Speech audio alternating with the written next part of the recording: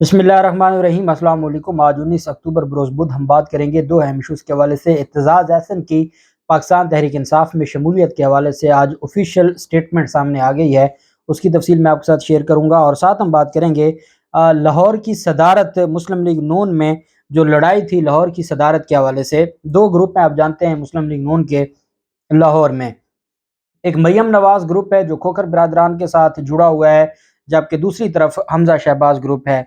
1 साल हो गया है लाहौर का सदर अनाउंस नहीं हो सका, और अब ये लड़ाई एक और जो मुस्लिम लीग नून लाहौर की लड़ाई है वो अब एक और मरहले में दाखिल हो चुकी है, और ये लड़ाई 1 साल से जारी है लाहौर की सदारत पे। और आज तक 1 साल हो गया लाहौर का सदर ये नामजद नहीं कर पाए दोनों ग्रुपों की लड़ाई की वजह से। उसकी तफसील भी मैं आपके साथ शेयर करूंगा।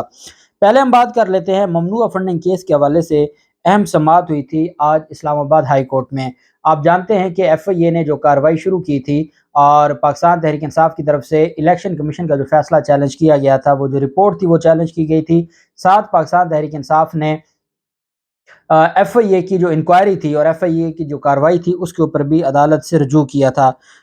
इसमें 2 रुकनी बेंच था ऑनरेबल अदालत का, जस्टिस आमिर फारूक साहब जिसको हेड कर रहे थे, और जस्टिस आमिर फारूक साहब की सदारत उस बेंच ने समाअत की। FIA को अदालत में additional attorney general Munawwar Iqbal Duggal वो उन्होंने अदालत से इस्लामाबाद हाई कोर्ट से तैयारी के लिए वक्त मांग लिया। उन्होंने कहा कि मैंने तैयारी करनी है और मुझे वक्त दिया जाए। इस्लामाबाद हाई कोर्ट के जस्टिस आमिर फारूक ने दौरान समाअत ये रिमार्क्स देते हुए कहा कि ऐसे केसेस नहीं बनते कि बस सिर्फ बंदा उठाओ, कोई तफ्तीश नहीं। अदालत जब फैसला देती है तो फिर अदालतों पर इल्ज़ाम आता है। हकीकत यह है कि FIA हो या नैब हो, ये धड़ाधड़ केस बना देते हैं, बाद में इनके पास केस को साबित करने के लिए कोई सबूत होता नहीं, और फिर अदालतें जब बरी करती हैं तो फिर अदालतों पर इल्ज़ाम आता है। अदालत की तरफ से ये कहा गया कि FIA ने भी यही काम शुरू किया हुआ है, और अभी FIR दर्ज हुई है पाकिस्तान तहरीक इंसाफ के खिलाफ, और ये बंदे उठाना शुरू कर दिया है। ये कोई तरीका दुरुस्त नहीं है। आज आप हुकूमत में हैं, कल ये होंगे, परसों कोई और हुकूमत में होगा। हुकूमतें आती जाती रहती हैं, मगर इदारों ने इधर ही रहना होता है। बैरिस्टर अली गौहर साहब ने कहा, जो पाकिस्तान तहरीक इंसाफ के वकील हैं, कि FIA को किसी किस्म की तादीबी कार्रवाई से रोका जाए। एडिशनल अटॉर्नी जनरल ने कहा कि जो नई दरख्वास्त दायर हुई इसकी अभी मुझे कॉपी नहीं मिली। अदालत ने कहा कि ठीक है, आपको कॉपी मिल जाती है। अब इसमें एक चीज़ आप जहन नशीन रखें कि ऑनरेबल इस्लामाबाद हाई कोर्ट ने FIA को कहा है कि वो कानून के मुताबिक कार्रवाई जारी रखे, गैर कानूनी कार्रवाई ना करे। FIA जो भी करेगा वो अपनी तरफ से वो यही कहेगा कि उसने कानून के मुताबिक की है, लेकिन ये अदालतों को सोचना होगा कि आप अगर FIA को नहीं रोकेंगे कि कोई तादीबी कार्रवाई न करे पाकिस्तान तहरीक इंसाफ के खिलाफ, और जब पता है कि ये सियासी मुकदमात हैं, तो उस पर वफाकी हुकूमत का वकील कहता है मुझे 1 दिन का टाइम चाहिए। आज 19 अक्टूबर था और आप 27 अक्टूबर की तारीख मुकर्रर फरमा देते हैं। और दूसरी तरफ FIA ने पाकिस्तान तहरीक इंसाफ के दो सेनेटर्स को गिरफ्तार किया हुआ है। इसके अलावा पाकिस्तान तहरीक इंसाफ के बानी अरकान को गिरफ्तार किया हुआ है, और जो इमरान खान हैं जो चेयरमैन है पाकिस्तान तहरीक इंसाफ के, 31 अक्टूबर तक उन्होंने ज़मानत ली हुई है। तो ये जो सारी चीज़ें हैं अदालतों को देखना होगा कि भले इनको कल तक का टाइम दे दें, और जो एडिशनल अटॉर्नी जनरल साहब हैं वो कल तैयारी करके आ जाएंगे, लेकिन इस तरीके से मेरे ख्याल में ये मामला लंबा होता जाएगा। और पहले सैफ नियाज़ी को इन्होंने उठाया है, आज तक उसको अदालत में पेश नहीं किया, वो भी सेनेटर हैं। फिर आज़म सवाती का जो मामला है वो भी आपके सामने है।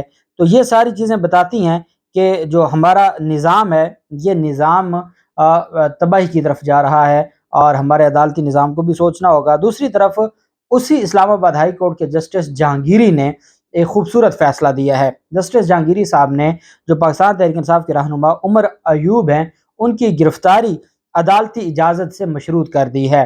इस्लामाबाद हाई कोर्ट में एडिशनल सेक्रेटरी जनरल हैं पाकिस्तान तहरीक इंसाफ के उमर अयूब, उन्होंने दरख्वास्त दी थी, और ये भी FIA के ख़िलाफ़ दरख्वास्त थी। और इसमें यह कहा गया था कि FIA नाजायज़ तरीके से, गैर कानूनी तरीके से जो मुबैना फ़ॉरेन फंडिंग केस है उसमें गिरफ़्तार करना चाहता है। FIA के हरासा करने के खिलाफ दरख्वास्त पर समाअत हुई। जस्टिस तारिक महमूद जहांगीरी साहब ने समाअत की। दरख्वास्त गुजार की जानिब से फैसल चौधरी एडवोकेट, जबकि वफाक की जानिब से जवाद अरसलान और अजमत बशीर तारड़ अदालत में पेश हुए। जस्टिस तारिक जहांगीरी ने इस्तफसार किया कि दरख्वास्त गुजार के खिलाफ कोई FIR दर्ज है جس پر وکیل نے بتایا کہ درخواست گزار کا نہ ہی کوئی کسی انکوائری میں نام ہے اور نہ ہی ابھی تک کوئی ایف آئی آر درج ہوئی ہے۔ ایک ایف آئی آر درج کر کے رکھی اور یہ نامعلوموں پہلے گرفتار کرتے ہیں اور پھر نامعلوموں کا نام اس میں شامل کر کے نامعلوموں میں نام شامل کر کے یہ گرفتار کر لیتے ہیں، تو ابھی تک کوئی ایف آئی آر درج نہیں ہوئی۔ عدالت نے ایف آئی اے سے استفسار کیا کہ کیا آپ درخواست گزار کو گرفتار کرنا چاہتے ہیں؟ ایف آئی اے نے بتایا اس انکوائری میں فی الحال درخواست گزار کو ہم گرفتار نہیں کرنا چاہتے۔ اب یہ جو فی الحال کہا تو اس کے اوپر جو آنریبل اسلام آباد ہائی کورٹ ہے وہ سمجھ گئی کہ ان کی نیت یہ ہے کہ یہ یہاں سے درخواست واپس لے لیں اور پھر ایف آئی اے کو گرفتار کر لے۔ عدالت نے کہا ٹھیک ہے، پھر فی الحال سے مراد یہی ہے کہ عمر ایوب کو ابھی آپ گرفتار نہیں کر رہے، ابھی ہم اس کی درخواست نمٹا رہے ہیں۔ اگر ایف آئی اے نے عمر ایوب کو گرفتار کرنا ہوگا تو پہلے وہ میرے پاس آئے گی، درخواست دے گی، اجازت ملے گی تو پھر آپ گرفتار کریں گے۔ یہ کوئی اندھیر نگری نہیں ہے کہ آج کہیں آپ کے فی الحال گرفتار نہیں کرنا، اس کے بعد آپ گرفتار کر لیں، یہ اندھیر نگری نہیں چلے گی۔ عدالت نے عمر ایوب کی گرفتاری عدالتی اجازت سے مشروط کرتے ہوئے کہا کہ ایف آئی اے نے جب گرفتار کرنا ہوگا تو وہ پہلے عدالت سے رجوع کرے گی اور پھر اس کے بعد عمر ایوب کو گرفتار کرے گی۔ یہ فیصلے ہیں، جب تک اس طرح کے ہماری عدالتوں کی طرف سے فیصلے نہیں آئیں گے، سیاسی انتقام کا جو نشانہ آپ دیکھیں، رانا ثناء اللہ کے خلاف 4 سال ایک پرانا مقدمہ ہے۔ Lahore high court Rawalpindi bench کے جسٹس صداقت علی عباسی صاحب پہلے بغیر ملزم کے پیش ہوئے وارنٹ گرفتاری معطل کرتے ہیں، پھر بغیر ضمانت کروائے ملزم کی کویشمنٹ پر نوٹس جاری کرتے ہیں، پھر اس کے بعد رانا ثناء اللہ کو بلایا جاتا ہے اگلی تاریخ پر اور ساتھ ڈی جی اینٹی کرپشن کو بلایا جاتا ہے اور ڈی جی اینٹی کرپشن پیش نہیں ہوتے، additional D G anti corruption پیش ہوتے ہیں۔ عدالت برہمی کا اظہار کرتی ہے اور عدالت کہتی ہے کہ کیوں نہ آپ کو جیل بھیج دیا جائے۔ پھر کہا جاتا ہے کہ 27 اکتوبر کو ڈی جی اینٹی کرپشن کو کہیں وہ خود پیش ہو، ریکارڈ بھی لے کر آئے یا عدالت کو سیٹسفائی کرے کہ رانا ثناء اللہ قصوروار ہے، ثبوت پیش کرے۔ یہ کوئی ابھی ٹرائل نہیں ہے، ابھی تو رانا ثناء اللہ شامل تفتیش نہیں ہوئے، تو ثبوت کیا خاک پیش ہونا ہے؟ جب تک کوئی تفتیش نہیں ہوگی ملزم کو تب بھی طلب کیا جاتا ہے کہ وہ شامل تفتیش ہوں اور پھر تفتیش آگے چلے، اور عدالت چاہتی ہے کہ نہیں، آپ کویشمنٹ کی درخواست میں ہی بغیر رانا ثناء اللہ کے شامل تفتیش ہوئے آپ آئیں، آپ ثبوت دیں، نہیں تو آپ کو جیل بھیجا جائے گا۔ جس پر میں نے کہا تھا کہ اس کیس میں لگتا ہے کہ ملزم کی بجائے مدعی جیل میں جائے گا۔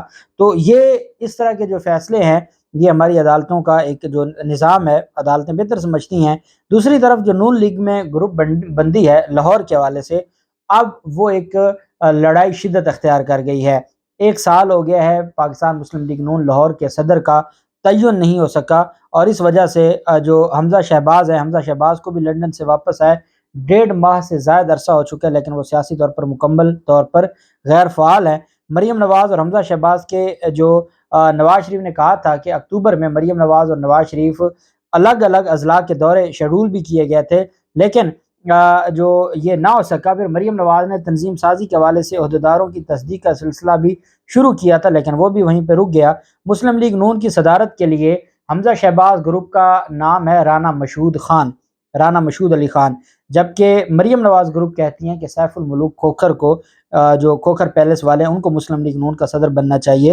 اور اس لڑائی کی وجہ سے کارکنان کا بھی یہ کہنا ہے کہ مختلف اضلاع اور میں تنظیم سازی کا عمل مکمل نہ ہونا اور ضمنی انتخابات میں شکست کی یہ وجہ ہے۔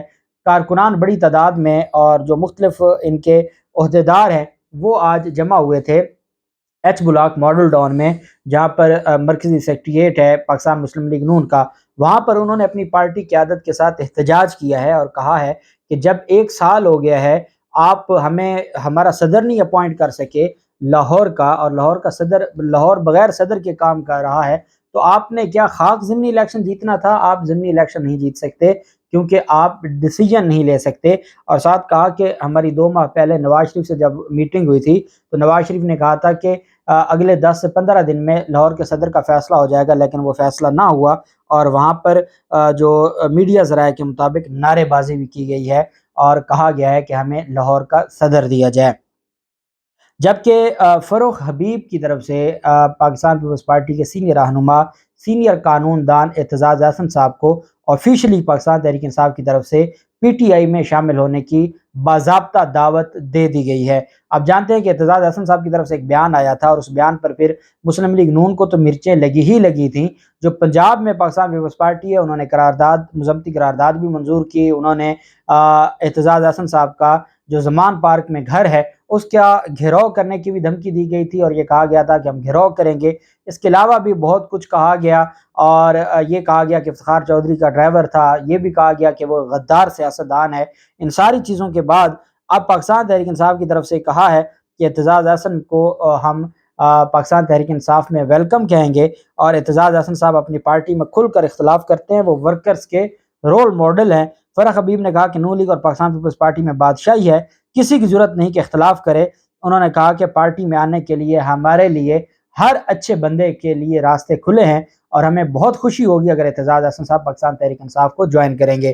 ساتھ آپ جانتے ہیں کہ پاکستان پیپلز پارٹی کی طرف سے 2 الزام لگائے گئے ہیں۔ ایک اعتزاز احسن صاحب پر یہ الزام لگایا گیا ہے کہ اعتزاز احسن صاحب اپنے بیٹے کو پی ٹی آئی کی ٹکٹ پر سینیٹر بنوانا چاہتے ہیں۔ دوسری بات یہ تھی کہ پی ٹی آئی کی ٹکٹ حاصل کر کے نیشنل اسمبلی کا الیکشن لڑوانا چاہتے ہیں اپنے بیٹے کو اعتزاز احسن، اور یہ الزام لگائے گئے تھے، اور جن الزامات کا جواب اعتزاز احسن صاحب نے تو نہیں دیا تھا، لیکن آصف زرداری کی طرف سے اعتزاز احسن صاحب کے خلاف جو کارروائی تھی شوکاز نوٹس کے حوالے سے وہ شروع کر دی گئی تھی، اور آپ دیکھتے ہیں کہ اعتزاز احسن صاحب کب یہ دعوت قبول کرتے ہیں اور کب پاکستان تحریک انصاف کو جوائن کرتے ہیں۔ جب جو بھی تفصیلات ہوں گی آپ کے ساتھ شیئر کرتے رہیں گے۔ اللہ پاک پاکستان کا حامی و ناصر ہو۔ بہت شکریہ۔ اللہ حافظ۔ پاکستان زندہ باد۔